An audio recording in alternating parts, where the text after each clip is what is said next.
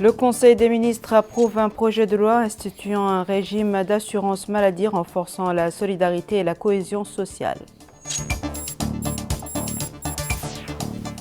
Le président de la République insiste dans son discours à la nation sur la place de l'être humain dans les politiques publiques comme pilier du développement pour instaurer un État moderne. Le ministère de l'Emploi et de la Formation professionnelle et le Conseil national de la jeunesse signent une convention de partenariat pour soutenir les petites et moyennes entreprises.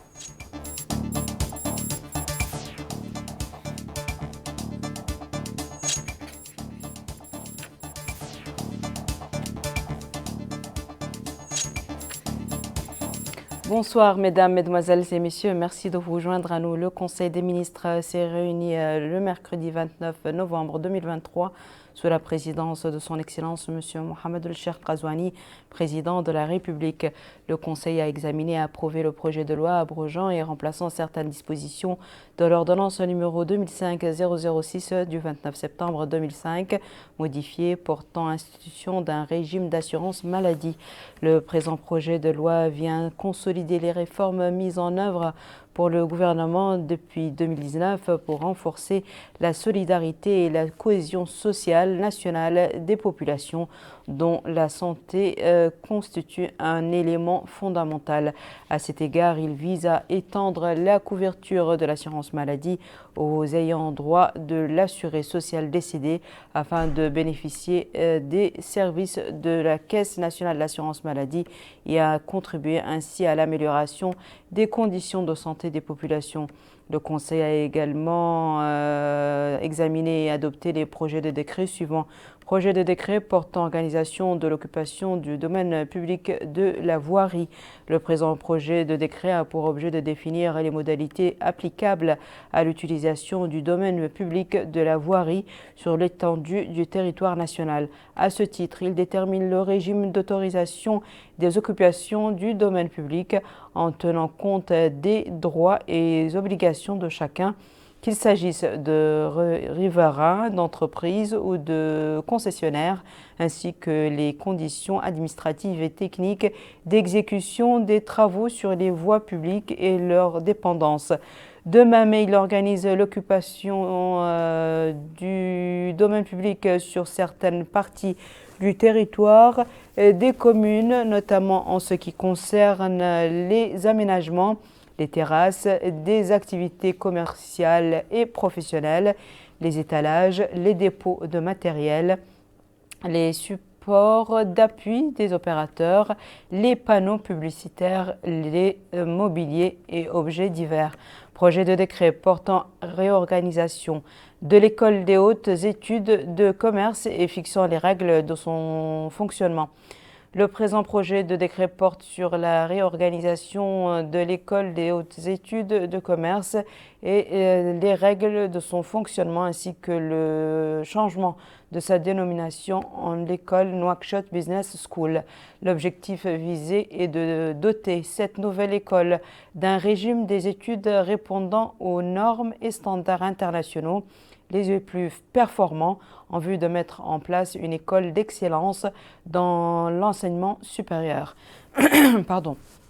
Ce projet de décret préserve la plupart des dispositions de l'ancien décret tout en prévoyant le transfert de l'actif et du passif de l'école des hautes études du commerce à l'école Nouakchott Business School afin que celle-ci puisse recevoir ses étudiants dans ses locaux à l'ouverture de la nouvelle année universitaire 2023-2024.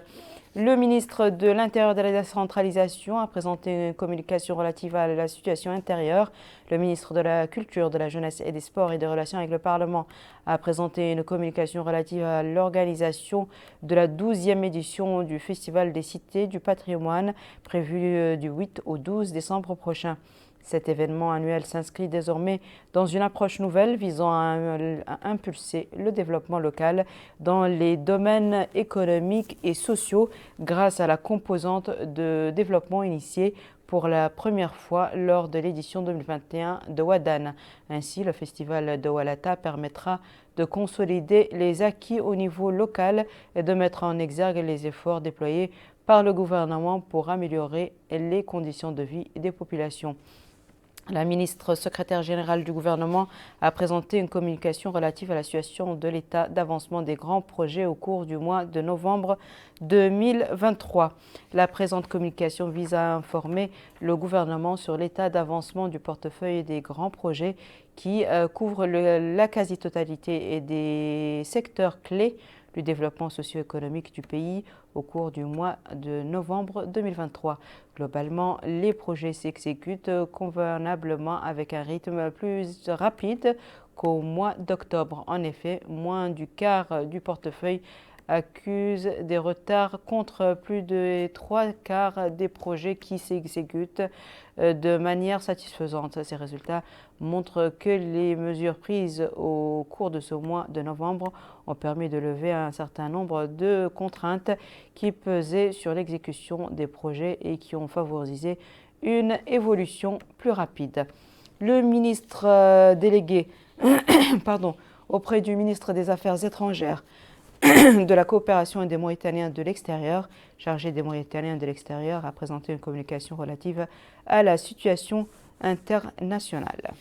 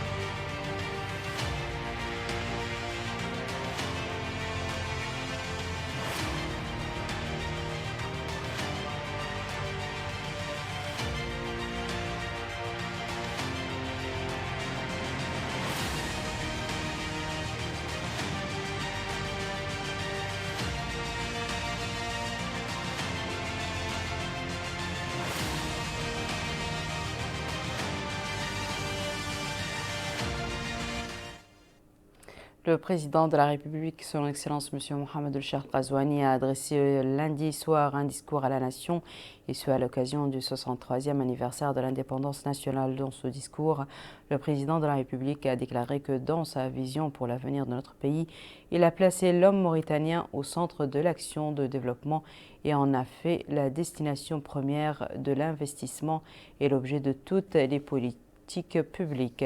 Il a ajouté que les fondements de cette vision procèdent dans leurs principes et dans leurs objectifs d'une volonté de construire une patrie à laquelle ses fils sont fiers d'appartenir, qui font de sa défense un honneur et qui participent tous à la gestion de ses affaires. Les grands axes de ce discours avec Bokar Bailaba. Dans ce discours à la nation, le président de la République, M. Mohamed El-Cheikh Ghazouani, a déclaré que c'est l'anniversaire de l'émergence d'un nouvel espoir de liberté, de justice, d'équité, de progrès et de prospérité pour notre pays. Un espoir né de l'action de résistance militaire et culturelle conjointe pour la défense de notre liberté et de la dignité de notre terre, menée par nos héroïques combattants et nos éminents érudits. Il a déclaré que dans sa vision pour l'avenir de la Mauritanie, il a placé l'homme mauritanien au centre de l'action de développement et en a fait la destination première de l'investissement et l'objet de toutes les politiques publiques. Le président de la République a indiqué que les fondements de cette vision, dans leurs principes et dans leurs objectifs, procèdent d'une volonté de construire une patrie à laquelle ses fils sont fiers d'appartenir, qui font de sa défense un honneur et qui participent tous à la gestion de ses affaires. Une patrie qui préserve la dignité, les libertés, l'identité religieuse et civilisationnelle de ses citoyens et le riche patrimoine culturel diversifié dans un contexte où prévalent la justice, la sécurité et l'équité et offre aux citoyens les possibilités du progrès et de la prospérité. Il a déclaré que le souci de sécurité n'a d'égal que la détermination à se débarrasser une fois pour toutes des diverses formes d'injustice, de marginalisation, d'exclusion et de pauvreté. Pour faire face à ces phénomènes, il a affirmé que l'État a accéléré et intensifié l'appui de soutien aux citoyens les plus exposés à la pauvreté, à la vulnérabilité, à la marginalisation et à l'exclusion, en mettant en place un large filet de sécurité sociale multidimensionnel. Il a affirmé que le filet de sécurité mis en place continue de s'étendre en termes de nombre de bénéficiaires et de diversification des formes de soutien telles que les transferts monétaires, la subvention de produits alimentaires, l'assurance maladie et les facilités en matière de santé, notamment la prise en charge médicale des patients atteints de cancer et d'insuffisance rénale et le versement de subventions mensuelles à leur profit. Et à ce sujet, le président de la République a rappelé que le coût des dépenses sociales s'est élevé à environ 623 milliards d'ansénouguillas au cours des 4 dernières années. Il a indiqué que le projet Nouvelle Vie permettra, dans sa première phase, l'attribution de parcelles à 9 118 familles dans un lotissement entièrement viabilisé et l'accès à des logements adéquats grâce à la construction de 2 300 logements. Pour remédier à ces déséquilibres structurels de la gouvernance institutionnelle et politique et la gouvernance sociale et économique, le président de la République a déclaré que l'État a œuvré à consacrer et consolider le principe de la séparation des pouvoirs et l'accent a été mis sur la réforme du système judiciaire. Il a indiqué que l'État a fait de l'ouverture à tous, du dialogue et de la concertation un choix stratégique sur la base d'une approche de gestion des affaires publiques. Cette approche a permis d'apaiser la vie politique grâce à la réactivité et à la volonté de tous. Et cela a permis de renforcer la cohésion sociale et l'unité nationale. Dans ce discours à la nation, le président de la République, M. Mohamed Cheikh Al-Ghazouani, a indiqué que l'État a tenu à impliquer tous les acteurs dans la gestion des affaires publiques, consolider la décentralisation et renforcer la proportionnalité pour élargir la base de représentation.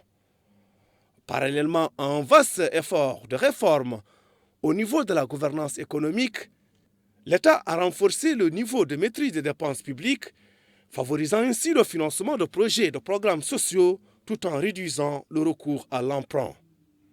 Il a précisé que le ratio de la dette rapportée au produit intérieur brut est passé de 70% en 2019 à 43% en 2022, soulignant que les judicieux choix économiques ont permis à notre économie de renouer avec la reprise et subir le moins de dommages causés par les répercussions de la crise de Covid-19 et la guerre russo-ukrainienne. Le président de la République a annoncé que le taux de croissance du PIB de 6,4% enregistré en 2022 devrait atteindre 6,8% en 2024. Il a déclaré que toutes ces réformes ont permis de maintenir les équilibres économiques importants et d'améliorer le niveau d'accès tant sur le plan quantitatif que qualitatif aux services de base tels que l'eau, l'électricité, l'éducation et la santé. Enfin, le président de la République, M. Mohamed Cheikh Al-Ghazouani, se dit pleinement confiant que grâce à l'entraide et à la force de détermination, la Mauritanie tirera le meilleur parti des diverses opportunités offertes par la situation actuelle et par les perspectives prometteuses qui se dessinent pour construire ensemble la nation à laquelle le peuple aspire, celle de la fraternité, de la solidarité, de la justice et du développement global durable. Le ministre du Pétrole, des Mines et de l'Énergie, porte-parole du gouvernement, M. Nahani El-Chrouqa, la ministre de la Santé, Mme Naham Hamdi El-Mouknas, le ministre de l'Habitat, de l'Urbanisme et de l'Aménagement du Territoire, M. Sid Ahmed Mohamed, et le ministre de l'Enseignement supérieur et de la Recherche scientifique, M. Niang Mamadou, ont commenté lors d'une conférence de presse tenue cet après-midi les résultats du Conseil des ministres tenu un peu plus tôt dans la journée. Les ministres ont expliqué dans leurs domaines respectifs les projets de loi et de décrets approuvés par le Conseil des ministres. La Commission des finances à l'Assemblée nationale a consacré la réunion qu'elle a tenue mercredi sous la présidence de M. Mustafa El-Hamoud, son président, à l'examen du budget du commissariat à la sécurité alimentaire dans le projet de loi de finances pour l'année 2024. Au cours de la réunion, la commission a suivi un exposé de Mme Fatimatou Mahfouz El-Khatri, commissaire à la sécurité alimentaire, dans lequel elle a passé en revue les résultats de ce budget et les différents domaines de ses dépenses.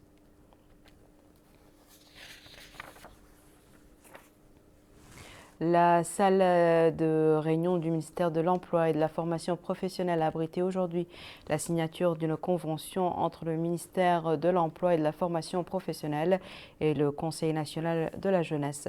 Cet accord s'inscrit dans le cadre du programme national intégré de soutien aux petites et moyennes entreprises.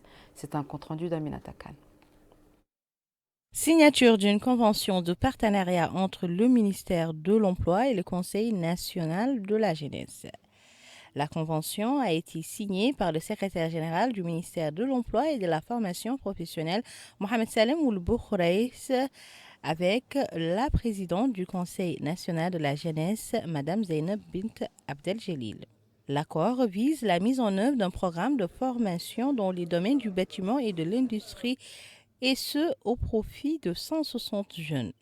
Le secrétaire général du ministère de l'Emploi a indiqué que cet accord va permettre au programme intégré d'appui aux petites entreprises d'assurer la formation de 160 jeunes identifiés par le Conseil pour les soutenir en bourse d'études tout au long de la période de formation, mais également en leur fournissant les connaissances nécessaires permettant de faciliter leur insertion dans le marché du travail.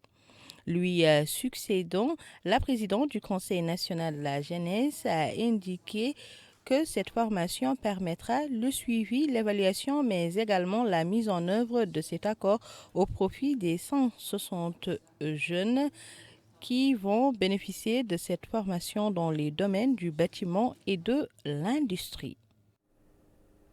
Autonomiser les jeunes par l'offre des opportunités économiques et l'encouragement à l'innovation et l'accès aux technologies nouvelles. Tel est l'objectif du séminaire organisé par le ministère de la Culture, de la Jeunesse et des Sports et des Relations avec le Parlement, dont les travaux ont débuté ce matin à Nouakchott. Ce séminaire, qui s'inscrit dans le cadre des plans de développement visant à former les jeunes et à les doter d'équipements technologiques pour changer leurs conditions sociales et économiques. Moussa Ndiaye. Cette rencontre des jeunes venus des différentes wilayas du pays s'inscrit dans le cadre de l'initiative Youth Connect lancée en 2012 au Rwanda et à laquelle ont participé plusieurs pays du continent africain. Cette initiative vise à permettre aux jeunes Mauritaniens d'échanger leurs expériences avec des entrepreneurs au cours de cet atelier organisé par le ministère de la Culture, de la Jeunesse et des Sports et des Relations avec le Parlement à Nouakchott du 29 au 30 novembre courant. Cet atelier s'inscrit dans le cadre des plans de développement entrepris par le gouvernement de son Excellence, le Premier ministre Mohamed Bilal Massoud, et inspiré du programme élargi de son Excellence M. Mohamed El-Cheikh Al-Ghazouani, dont les engagements contribuent davantage à faciliter l'accès des jeunes aux nouvelles technologies des formations et de communication, dans le but d'assurer le changement significatif de nos conditions de vie économique, sociale et culturelle. Les participants à cet atelier de 2 jours à Nouakchott auront l'occasion de débattre des sujets pour trouver des solutions aux problèmes qu'ils rencontrent dans leur domaine d'activité. Aussi, les résultats attendus de cet atelier vont sans nul doute permettre aux jeunes participants de former un comité technique pour l'initiative Youth Connect en Mauritanie. Des opérations à cœur ouvert sont menées au Centre national de cardiologie. Ces opérations sont menées en coopération entre la Ligue islamique mondiale et le Centre d'aide humanitaire et de secours du roi Salman. Melika Nagli. Ces opérations chirurgicales à cœur ouvert par laparoscopie bénéficient à 24 adultes. Le chef de service de cathétérisme au Centre national de cardiologie, M. Ahmed Ousmane, indique que cette campagne s'inscrit dans le cadre des nombreuses initiatives effectuées en collaboration avec l'Organisation de la coopération islamique et le Centre national de cardiologie. Au cours de cette campagne sont réalisées des chirurgies cardiaques à cœur ouvert ainsi que des cathétérismes pour l'installation de valves. Au cours de cette mission, des interventions difficiles ont été effectuées et qui sont rares dans les pays du tiers-monde, notamment en Afrique subsaharienne. C'est la deuxième fois que ce type d'opération de pose de valve aortique par cathétérisme est réalisé. Grâce à Dieu, dit-il, 3 opérations de pose de valve sans incision ont été effectuées. La valve est installée par cathétérisme à travers la cuisse, éliminant ainsi la nécessité d'une opération chirurgicale majeure. Nous avons, ajoute-t-il, également procédé à l'élargissement des artères et des valves simultanément, ce qui constitue une procédure extrêmement rare. Ces interventions se menaient au Centre national de cardiologie en partenariat avec le Centre du roi Salman pour les secours et les activités humanitaires en collaboration avec son partenaire exécutif, l'Organisation de la coopération islamique. Le chirurgien cardiologue consultant, M. Ousmane El Ousmane, déclare que c'est le 5e jour de cette campagne d'opération chirurgicale par laparoscopie pour les adultes en Mauritanie et toutes les opérations ont été couronnées de succès. Jusqu'à présent, nous avons réalisé, dit-il, plus de 15 interventions par laparoscopie et cathétérisme. Les patients se portent bien, grâce à Dieu, et se rétablissent rapidement, prévoyant leur sortie dans les prochains jours. Ces interventions complexes sont menées pour répondre à un besoin urgent de plusieurs adultes qui doivent subir des interventions chirurgicales cardiaques nécessitant un équipement sophistiqué et une expertise élevée. Le siège du Conseil de la langue arabe de Mauritanie a abrité une table ronde organisée par l'Académie de la langue arabe de Mauritanie en coopération avec les organismes et centres œuvrant dans le domaine du service et de l'autonomisation de la langue arabe sous le titre « L'indépendance et la langue ». Al-Khalil Nahoui, président du Conseil de la langue arabe en Mauritanie, a ouvert le débat en évoquant les étapes par lesquelles est passée cette indépendance linguistique jusqu'à la constitution de 1991 qui a fait de la langue arabe la langue officielle de la République islamique de Mauritanie. Le séminaire auquel ont participé de nombreux chercheurs visait d'une part à évaluer le statut de la langue arabe dans la réalité des cercles administratifs et d'autre part à lui donner sa place. Le wali du Hawd al-Qarbi, M. Ahmed Mamadou Kelly, a supervisé ce matin à Youn les travaux d'un atelier organisé par le projet d'appui à l'emploi des jeunes du ministère de l'Emploi et de la Formation professionnelle sur la promotion de l'emploi des jeunes en coordination avec un partenariat avec le secteur privé. Retour à Minata Khan. Promouvoir l'emploi des jeunes dans les wilayas de la Saba, des Doho, du Gudimara, du Trarza et de Nouakchott, c'est l'objectif de cette rencontre organisée au profit de ces derniers entre la tranche d'âge de 15 à 25 ans qui ne sont pas scolarisés. La rencontre a donné lieu à 2 présentations, l'une se rapportant à l'employabilité des jeunes et la seconde sur les résultats des études menées sur le besoin du marché en compétences. Présent à la rencontre, le wali de la wilaya du Hawd al-Gharbi, Ahmed Mamadou Kelly, a indiqué que le président de la République attache une haute importance à l'emploi des jeunes à travers le secteur de l'emploi et de la formation professionnelle qui fait un travail remarquable sur le terrain. Il a ajouté que le secteur privé constitue une priorité pour les autorités et qu'ils sont un partenaire privilégié pour l'insertion des jeunes. Il est à noter que cet atelier est au cœur de la coopération entre les secteurs de l'emploi et celui du privé. Les participants vont évaluer au cours de la rencontre la situation et les perspectives de coopération pour intégrer le plus grand nombre de jeunes dans le domaine de la formation professionnelle et de l'entrepreneuriat afin d'atteindre les objectifs fixés par le projet. Le wali de l'Inchiri, M. Idriss Demba Korera, a effectué ce matin une visite d'information à l'école 6 d'Agjoust. Sur place, le wali s'est informé sur les insuffisances et les voies de les dépasser. Le wali a supervisé la cérémonie de levée des couleurs au rythme de l'hymne national et fait le tour des salles de classe de l'établissement. Il a suivi également des explications du directeur de l'école sur les approches pédagogiques suivies dans l'enseignement des élèves. Il a insisté sur l'importance du développement de capacité des élèves de s'approprier des cours, d'établir des discussions et de renouer avec le travail d'équipe. Cet échange permet aux élèves de s'entraider et de combler les faiblesses de quelques-uns dans certaines matières en s'appuyant sur leurs collègues. Au Gorgol, plus précisément à Kaïdi, des femmes ont organisé une marche qui s'est terminée face au bâtiment de la Wilaya pour marquer la célébration de la journée internationale pour l'élimination de la violence à l'égard des femmes et des filles.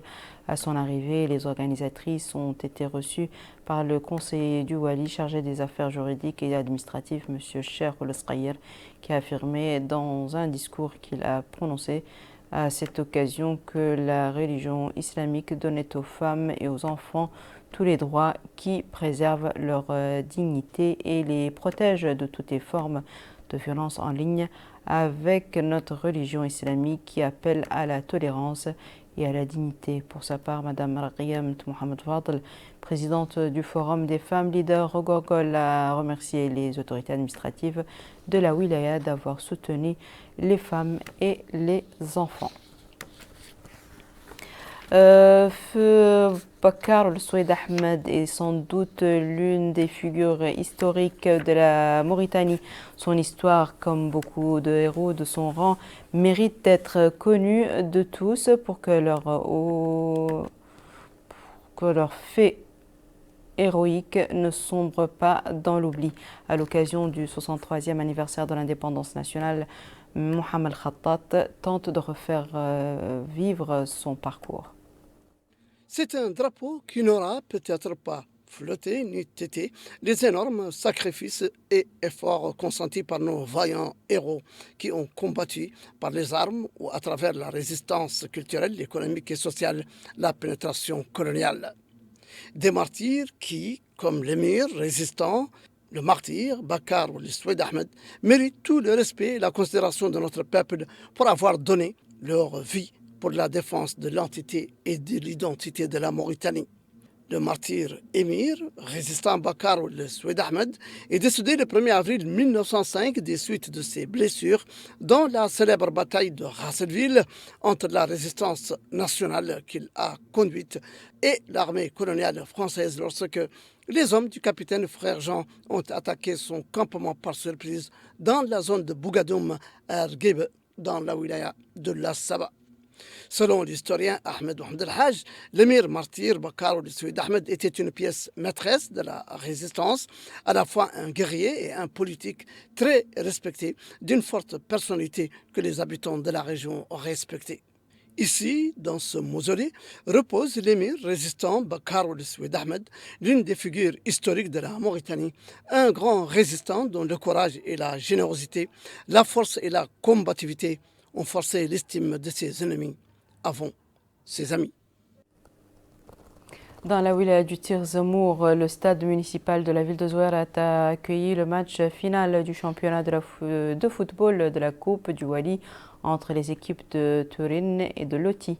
Le match s'est soldé par une victoire de l'équipe de Turin qui l'a remporté par les tirs au but, avec 6 tirs au but contre l'équipe Lot et à 5. Le directeur du cabinet du Wali du Tir-Zemour, M. Cheikh Ould-Bilal, a remis à l'équipe gagnante la coupe du championnat et une enveloppe financière. Dans le cadre de la série de reportages préparée par la chaîne Al-Mauritania relative aux actions menées par le gouvernement, vous suivrez ce soir un dossier d'actualité sur les programmes et projets de la Délégation générale à la solidarité nationale et à la lutte contre l'exclusion Ta'azour. C'est un compte-rendu de Mohamed El-Zamzam. L'agence Ta'azour a été créée pour la solidarité avec les citoyens, la lutte contre l'exclusion et le soutien aux familles les plus vulnérables. Dans ce contexte, la délégation dite Ta'azour a axé son action et dans le but d'atteindre ses objectifs de développement sur divers programmes et projets visant les domaines de développement qui concernent la santé, l'éducation, l'emploi et les services de base comme l'eau et l'électricité au profit des populations vivant dans les zones urbaines et rurales. Dans le domaine d'appui des citoyens et afin de réunir les conditions d'une vie adéquate, la délégation Ta'azur a élaboré le projet d'art qui est un projet ambitieux visant à fournir un logement adéquat à nos citoyens nécessiteux ou à faible revenu. Dans ce contexte, des approches ont été identifiées pour la construction de 10 000 logements dans les différentes wilayas du pays. Après l'achèvement de l'étude de développement, les travaux ont été lancés dans 10 wilayas ciblées. Dans la wilaya du Hojsarqi, 184 unités de logement ont été créées dans la ville de Nema. La wilaya du Hod-Gharbi, 184 logements ont été construits dans la ville d'Ayoun. De son côté, la wilaya de Rassaba bénéficiera de 368 logements qui seront construits dans la ville de Kifa, en plus de 276 logements à Kaidi, capitale de la wilaya du Gorgol. 92 logements à Alek seront construits également, en plus de 276 logements à Rosso dans la wilaya d'Itrarza. On note également dans ce contexte que la wilaya de Radrar bénéficiera de 284 logements. La wilaya d'Itagrante va bénéficier de son côté de 72 unités qui seront construites à Tijikja. Et dans la wilaya du Kidimara, 184 logements seront construits à Selibabi et 92 logements à Just dans la wilaya de Rishiri. Entre-temps, les travaux ont déjà débuté pour la construction de 578 logements dans les wilayas de Dakhlet Nouadhibou et de Tirs Zemour. Dans le domaine de la santé, la délégation générale à la solidarité nationale et à la lutte contre l'exclusion Ta'azur, en collaboration avec le ministère de la Santé, a réalisé 21 centres de santé qui fournissent désormais aux populations d'importants services pour un coût financier d'1 milliard et 91 millions MRO. Dans le domaine de la santé, l'assurance maladie a toujours été fournie à environ 100 000 familles démunies. La délégation a également contribué de manière significative aux besoins du système de santé national en fournissant des substances et des composés de malnutrition aiguë chez les enfants. Dans le domaine de l'éducation, la délégation Ta'azur a renforcé son action en construisant des écoles ainsi que de nombreux établissements d'enseignement et des installations éducatives. Dans ce contexte, plus de 70 établissements d'enseignement primaire et secondaire ont été construits pour un coût total de 9 milliards et 500 millions MRO. La délégation Ta'azur a notamment contribué au succès de l'école républicaine en distribuant des centaines de cartables scolaires à un certain nombre d'établissements d'enseignement dans les milieux vulnérables. Parallèlement à cela, la délégation, en collaboration avec le département de l'éducation nationale, a lancé un vaste programme national des cantines scolaires pour une enveloppe financière de 2 milliards et 55 millions d'anciens Ouguiya MRO. Dans le domaine de l'emploi, la délégation a apporté une contribution significative à l'emploi des milliers de chômeurs, de demandeurs d'emploi et des personnes sans source de revenus stables. Dans ce cadre précis, la délégation générale Ta'azur a été classée comme le plus grand opérateur sur le territoire national. Dans le domaine des projets générateurs de revenus et de la construction de barrages, la délégation a consenti d'énormes efforts pour revitaliser l'économie rurale et soutenir les activités de développement dans les villages et les campagnes. En conséquence, la délégation a financé un certain nombre de projets intégrés dans les zones rurales, notamment l'appui aux coopératives féminines, aux initiatives d'associations, au développement et aux activités agricoles. Dans ce contexte, la délégation, jusqu'à présent, a apporté un soutien financier à plus de 2300 projets générateurs de revenus et à hauteur de 300 millions MRO afin d'élaborer des projets et des programmes générateurs de revenus à plus de 10 000 jeunes. Pour soutenir les activités agricoles et de développement et pour répondre aux besoins de la production agricole par l'utilisation et la rationalisation des eaux de pluie, la délégation Ta'azur continue de construire des barrages dans un certain nombre de domaines d'activité agricole. Dans ce cadre, la délégation a construit des dizaines de barrages afin de gérer les ressources en eau, stimuler et soutenir les agriculteurs dans leurs activités en fournissant des équipements et du matériel agricole afin d'augmenter la production du pays en céréales et en légumes pour une enveloppe financière dépassant 4 milliards MRO. Dans le domaine des services d'eau et d'électricité dans les villages et les zones rurales, la délégation a procédé au forage de plus de 41 puits artésiens dans des zones ciblées pour un total de 2 milliards et 920 millions MRO. La délégation a également commencé à fournir à plus de 70 villages un réseau d'eau, le dernier en date étant le lancement de 8 systèmes d'adduction d'eau potable au profit des villages et des communautés locales dans la wilaya du Gorgol en octobre dernier. La délégation Ta'azur achève actuellement le processus d'électrification à l'électricité et en énergie solaire de 21 villages pour un coût financier de 3 milliards MRO. Dans le cadre de la stratégie nationale de la délégation pour soutenir les familles nécessiteuses et améliorer leurs conditions de vie, plus de 28 milliards € d'octroi de fonds permanents et circonstanciels ont été distribués aux familles démunies, un record dans l'histoire de l'État mauritanien. Conformément aux promesses du président de la République, quelques 100 000 de ces familles ont été intégrées dans le système régulier de transfert monétaire. Parmi les personnes les plus démunies qui ont eu accès aux denrées de première nécessité, la délégation générale Ta'azur a consacré dans cet ordre d'idées une enveloppe financière de plus de 16 milliards € consacrée aux personnes vulnérables. La délégation prépare actuellement un plan ambitieux pour structurer le programme d'approvisionnement en denrées alimentaires de première nécessité au profit des populations. La délégation générale Ta'azur a également récemment lancé un ensemble de projets d'une valeur de plus de 4 milliards et 800 millions € au profit des habitants de Nouadhibou. Cette enveloppe sera consacrée au développement des services de base, à l'appui des coopératives agricoles et à l'encouragement de l'action associative. Ce sont des programmes divers dans de nombreux domaines, riches en contenu et utiles dans leurs buts et objectifs. De nombreuses exigences de la vie de la population ont été satisfaites dans ce contexte. Ces programmes de développement ont répondu aux préoccupations et aux attentes des citoyens et des familles qui en ont le plus besoin. L'ensemble des projets et des programmes continue de s'accroître et afin d'élargir l'accès des citoyens au programme de développement global qui a été défini dans le programme électoral du président de la République. Voici à présent, mesdames et messieurs, le rappel des titres. Le Conseil des ministres approuve un projet de loi instituant un régime d'assurance maladie renforçant la solidarité et la cohésion sociale. Le président de la République insiste dans son discours à la nation sur la place de l'être humain dans les politiques publiques comme pilier de développement pour instaurer un État moderne.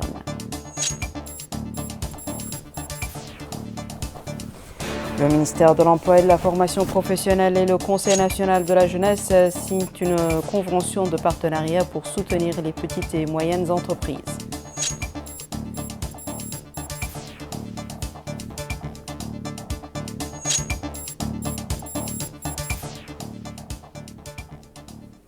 C'est la fin de ce journal, mesdames et messieurs. Merci à vous de nous avoir suivis et merci de votre fidélité. On se retrouve demain à la même heure, Inch'Allah.